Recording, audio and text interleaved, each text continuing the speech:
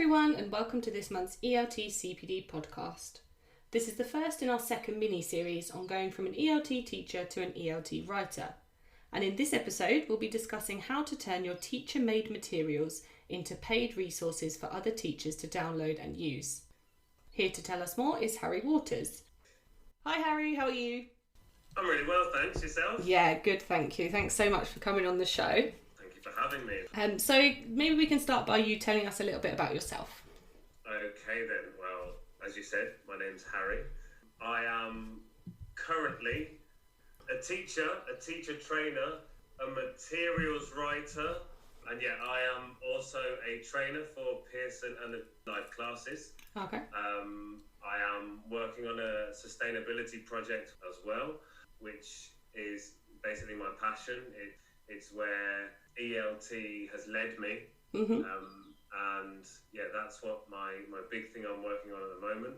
Perfect. So how long have you been in ELT for and as a teacher? I started teaching in 2007. Mm-hmm. And throughout that time, no matter what my job was, whether it was when I was an ELT consultant or when I've been a teacher trainer, something that's always been constant throughout is I've always been a teacher. Not necessarily first and foremost, but I've always been a teacher throughout that time. It's something that, I don't know, once I started, is an addictive thing. So yeah, I've not really strayed away from teaching for any more than a 6-week summer holiday, to be honest. I think it's important, isn't it, when you're teacher training and writing materials, just to still have your foot in the door of teaching, so you don't sort of lose sight of what you're actually creating the materials for, essentially, especially with your Renewable English as well, to test your materials and things like that. So just a little bit about Renewable English. Do you create teacher resources, student resources? It's both, really. So Renewable English, the whole concept, it's a whole course whereby there is, on a Thursday, I release the lesson on YouTube, but running up to that throughout the week, we have various things on other social media sites. So we have interviews with experts, we have some unfun facts about sustainability, but then there's also the top tips as well. There's always a worksheet for the student, there's worksheets for the teachers. The video materials, of course, for each and every part of it are available. So yeah, it's a bit of both, really. If you want to study it as a student, then that's great. You can just go to the online lesson on a Thursday, and you can watch the lesson and go along with it. But if you're a teacher, you can extract different materials. And what we're really aiming for is, as I've mentioned a few times, to raise climate change awareness, but with positivity.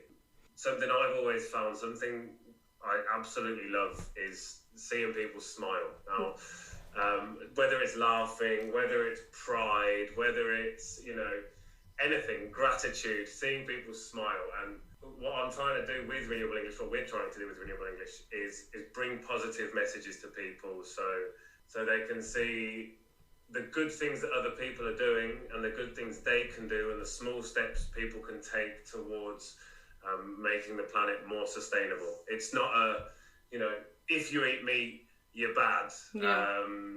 If you drive your car on a rainy day, you're an awful person. It's, ideas of, maybe it's a good idea to start taking your bike out a couple of times a week instead of taking the car. Nice. And I know you said you do the YouTube videos, but are the teacher resources that you put on your website, are they free for anyone to access? Completely free. Okay. So they're all on the website. There's a separate page for them on the website, renewableenglish.com. They can go on there and yeah, they're completely free. Great. But don't print them. Maybe one day they'll be interactive. So you mentioned that you do teacher training, consulting, and a bit of materials writing as well. So what made you first think about getting into other ELT fields other than teaching?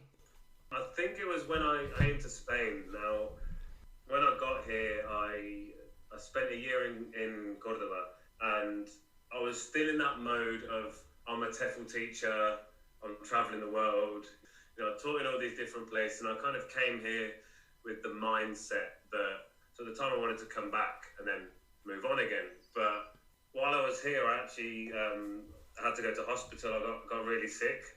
It was at that moment when I had medication and so on and so forth, so I had to stay in Spain. So I moved from where I was living to Seville, and I got here, I met my wife, and suddenly it all clicked that, I love teaching, but I was crazy about ELT. I was absolutely crazy for it. I loved it. And so when I started my job here in Seville, it was almost like a rebirth for me. I'd gone from being a teacher who just, traveled around to it becoming my vocation. I was like, I really love this. And I've had some opportunities to help with teacher training and stuff like that. And because I was one of the more experienced teachers, as it were, at the time, so I was giving a lot of training sessions and stuff like that. And in the second year, the director decided she wasn't a big fan of textbooks. Okay. So over the summer that my daughter was born, actually, I spent the entire summer creating syllabi. It was that moment where I was helping people with their classroom management, their ideas for the classroom as well, and interactive tasks within the classroom and games. But then I saw this other side of it, and it was the creation of the material. And they kind of married very well into each other. Yeah. So I remember the first talk I ever did was exam speaking without the exams. And it was just a bunch of ideas and materials and activities around speaking exams, but a more interesting way to integrate it into your classroom rather than through just endless speaking exam practice ideas. So did you do that off your own back, or did you do it for a company or your school? I was doing that for the academy. Okay, so I was creating all of this for the academy. Yeah. And that became basically a huge part of my job. My teaching hours were reduced dramatically, so I could create all of this stuff. So in effect, that was the first time I was paid for my materials, because a lot of the time, I was in the classroom creating endless materials, and they were going either nowhere or at the time being printed off and put in a bag and then going into a drawer. And then suddenly I got this, my time was being paid for, obviously, for my materials. So that push that I got from the first academy I worked for here in Seville was really good. That place is really special in my heart for that, and it pushed me that way to get into materials writing and really open my eyes to, getting my ideas out there. And that's where I started my first ever blog as well. But do you think that there's any other ideas or any other steps that someone could take, a teacher, to get into materials writing, do you think? Yeah, I definitely think there are quite a lot of ways, to be honest, to get into materials writing. It's really nice if you have that kind of that lucky break, or that person who gives you that push, as I say with my boss. But often you have to go out there yourself. Definitely. And, having a look at the Facebook groups, firstly, to see who needs what and where, and looking for advice. Something I've found, I think more so in the ELT community than any other, is people are so willing to share advice. Yeah. It's such a giving and sharing thing. So going on to groups and asking people, what way I should go, and asking for that advice is a first step. Yeah. An obvious first step. But getting your materials and getting them out there and getting them seen, for me, is one of the really important things as well. So whether you're being paid for them at first or not, getting them on popular websites and stuff like that. So, there are free ones and there are paid ones as well. So you can go to stuff like ESL printables, and you can put your things out there, and you can see how many people download it, because, if you've written some good materials, you'll see instantly. I remember one I made back in 2014, I think, about phrasal verbs. And I put it out there, and it was a phrasal verbs battleships game, and just within days there were hundreds of downloads. So firstly, it kind of gives you that positive boost to see, okay, this is good. Yeah, definitely. You don't want that imposter syndrome of, is it good enough? And it gives you that confidence boost. But then you can also look for other sites like Teachers Pay Teachers and stuff like that, where you can put your materials up there. And to be a materials writer, it doesn't have to be a big publisher. Yeah. You don't have to write that book. There are so many academies that need materials made for them. There are so many smaller places that it's a great way to start. If you've got like a whole course or something like that, and you don't have the spare time or the resources to be able to do it like myself and release them free on Renewable English, then if you've got a full course, it's really good to look at like Udemy and Skillshare and places like that. I think they're some excellent ways to share your courses and again get them out there. And they already have like a database of students, and I think Thinkific and Teachable as well are a couple more. So there's some really good first steps to ask the people around you and see how your materials are being received. Because often you can look at a thing and think, this is rubbish. Or you can look at it and think, this is brilliant, because you spent ages on it, making it look really pretty, but actually the content isn't fantastic. Yeah. And it's, so get it out there, get people to see it. I think that's really important, just because imposter syndrome is definitely real within ELT, especially when you start creating your materials, because you think, I know this works well because it fits my teacher style or it fits this particular class or these types of students, for example. But until another teacher uses it, you're just not sure whether actually it works, whether your teacher's notes might make sense. So yeah, using some of those websites I think is a really good idea, like ESL Printables. I wasn't aware that you could see how many downloads. But like you said, if you put your lesson on there and you got such good feedback from it, it's definitely a confidence boost to then chase other opportunities. When you see that, it's not just a confidence boost for that, but it's also that I know I've helped that many people today. Yeah, definitely. And I know for me as a teacher and as a trainer, there's a feeling for me, then when like you help another teacher or you help a student and suddenly they get something, there's something that's really helped them. And for me, it gives me again that kind of boost inside, that morale boost. Definitely, absolutely. And I think even if it starts small, just with your own network of people, maybe your colleagues in your school, then I mean that's your start, and then they'll pass it on to someone else, and that's how things grow. We can't expect it to sort of take off overnight. So one way which I know that some people have got into publishing is through sort of lesson competitions. So are there any teacher sort of writing competitions that you know about that might help a teacher get out there? Yeah, well, there's a couple I can think of off the top of my head. And there's one for One Stop English called Lesson Share, where you can send in your lesson, and a whole bunch of experienced writers actually started with that. Yeah. I think it comes under the banner of Macmillan. Okay. And yeah, you send in your lesson, and if it wins, then they basically give you your lesson, and it's kind of published and it looks great. Mm-hmm. And then there's also Macmillan and International House are running another one at the moment. I think the 31st of March is the closing date for the competition. It's the Simon Greenall Award, and it's if you've got a project or an idea, and it's just to support a new course or something that's connecting people. That's one of the ways I'm going, and you get some expert mentoring and stuff like that, because one thing I've found in the last 6 weeks has been a very steep learning curve. Mm-hmm. So I've been materials writing odds and sods and bits and pieces for a really, really, really long time. Yeah. But it's only been since sort of September that I've started to focus solely on that, and my lessons are more based around my materials writing than the other way around. Yeah. So yeah, it's been a really steep learning curve to then start with Renewable English out of that. It's been again a website and YouTube videos and stuff. It's been a really steep learning curve. So the Simon Greenall Award, I think, will really help people because there are mentors who can help along the way. Nice. I think we'll get a list of the resources together that you've mentioned: ESL Printables, Simon Greenall Award, Lesson Share for One Stop English, and then we'll put those along with the podcast as well so that people can access those. Are there any things maybe when you started out, or anything that you can think of like difficulty-wise or challenges that you think teachers might face when they decide to get into writing materials? Yes.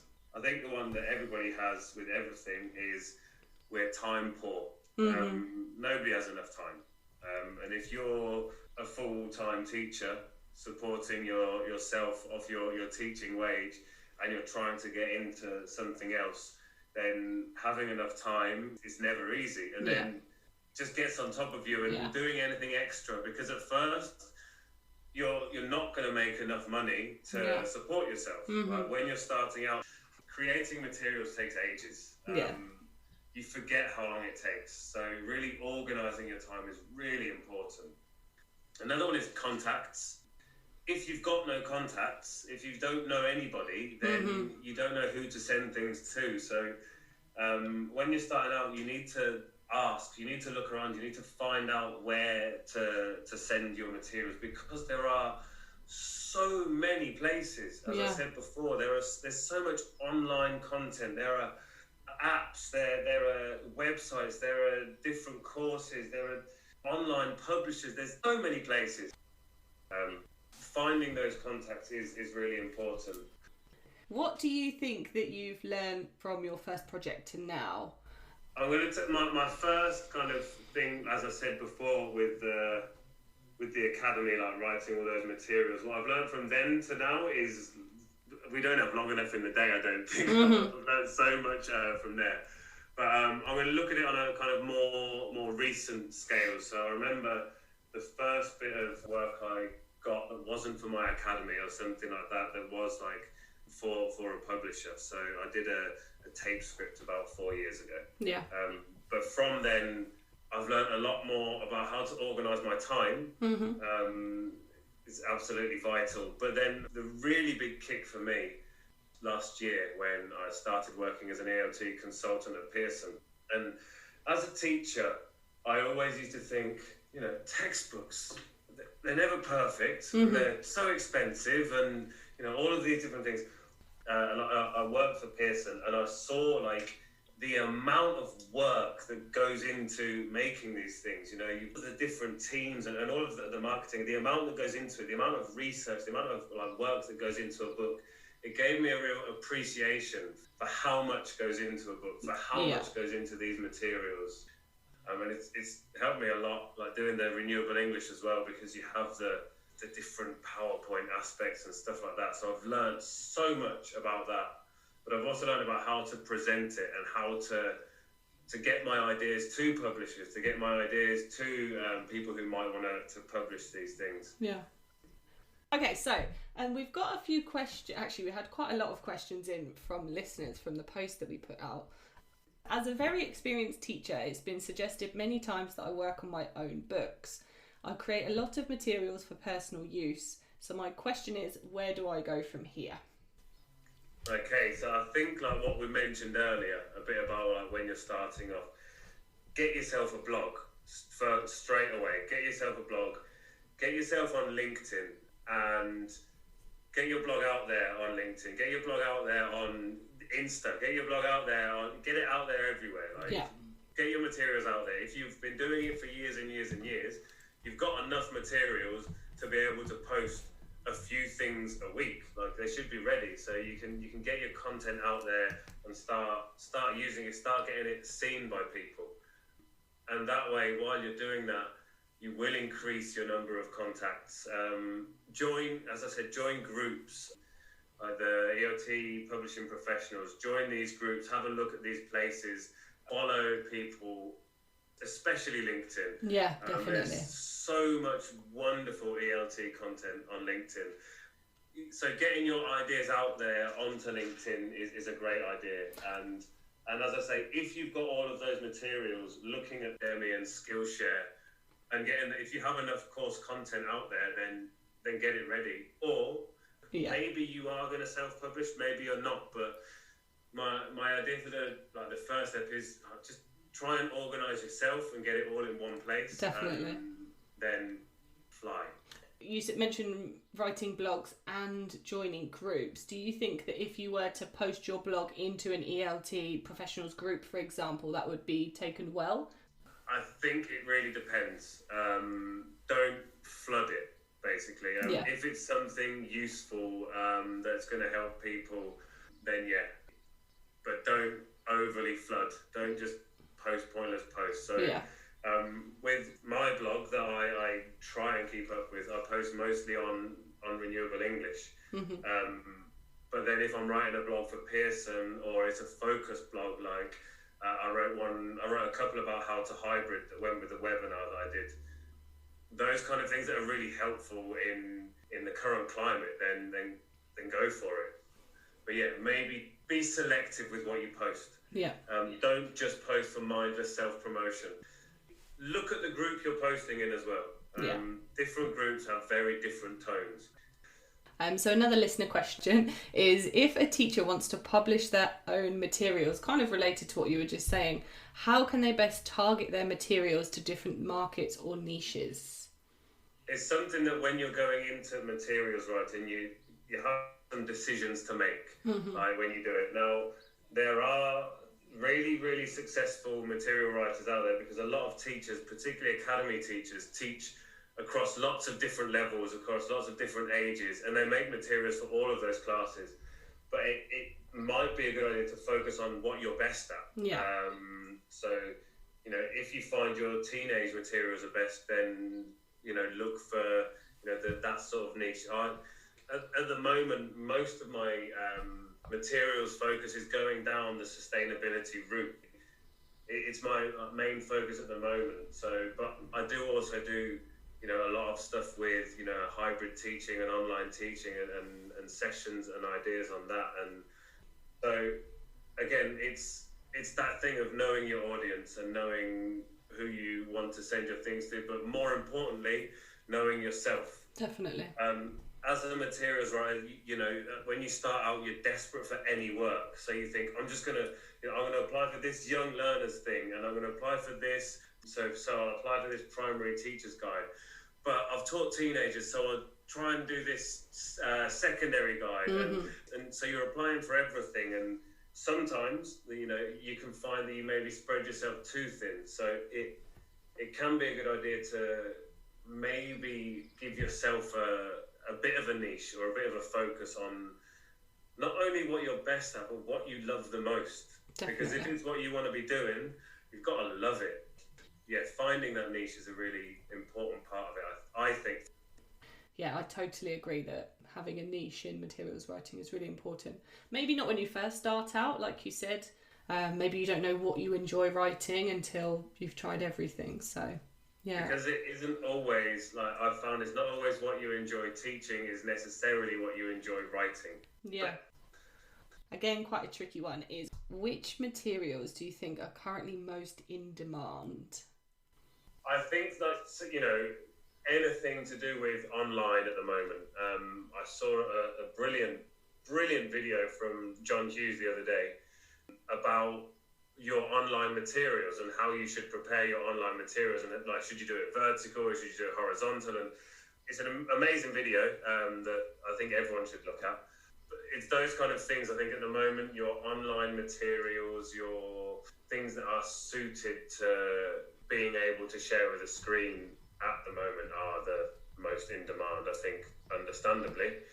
I think they have been for quite a while as well, because the world has been going more digital even since before all of this. Things have been migrating onto there, like Pearson have the portal, and there's all of that kind of thing where you have the digital books and online interactive sharing things. Yeah. But everybody is using that. Every publisher, every app needs digital materials. Definitely. I think maybe converting print to digital for maybe popular course books that haven't yet been put online, maybe creating apps as well, like you said, and even sort of the YouTube things that you're doing at the moment, presenters of videos and people to write the scripts behind the scenes as well. And John Hughes is actually the next speaker on our podcast. So thanks so much for coming on the show, Harry, and thanks for all of your points that you've mentioned. And as I said, I think we should get a list of the resources together of the useful sites and webinars and things that you mentioned. And people can do some more research into that.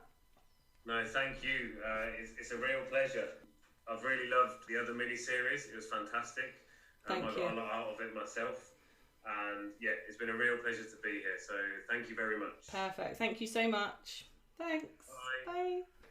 In the next episode in our mini-series on going from ELT teaching to a paid materials writer, we'll be discussing how to get noticed by publishers, get your first commission, and transitioning from a full-time teacher to a materials writer. We'll be chatting to John Hughes, who's written over 50 published titles for publishers including National Geographic, Oxford University Press and Pavilion ELT. If you haven't already, do follow us on Facebook, Instagram and LinkedIn at ELTCPD to hear about upcoming podcasts, job spots and blog posts. Thanks for listening everyone. Bye for now.